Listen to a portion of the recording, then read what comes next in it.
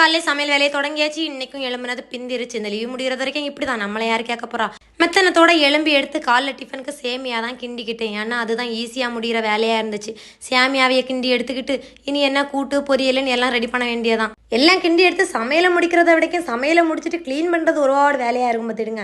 அதை ஈஸியாக பண்ணி முடிக்கிறதுக்காக நான் இன்ஸ்டாகிராம் பேஜ்லேருந்து மிஸ்டர் கிளீனெக்ஸ் அப்படிங்கிற கிச்சன் கிளீனர் வாங்கியிருந்தேன். அதை வச்சு தான் இன்னைக்கு என்னோட கிச்சனை க்ளீன் பண்ண போகிறேன். ஃபஸ்ட்டு கேஸ் ஸ்டவ்வில் இருந்த பால் களைஞ்சி படிஞ்ச கரை, எண்ணெய் பிசுக்கு கரை எல்லாம் நீக்கிறதுக்கு லைட்டாக ஸ்ப்ரே பண்ணிவிட்டு ஒரு 5 நிமிஷம் கழித்து தொடச்சி பார்த்தேன். நீட்டாக க்ளீன் ஆயிடுச்சு.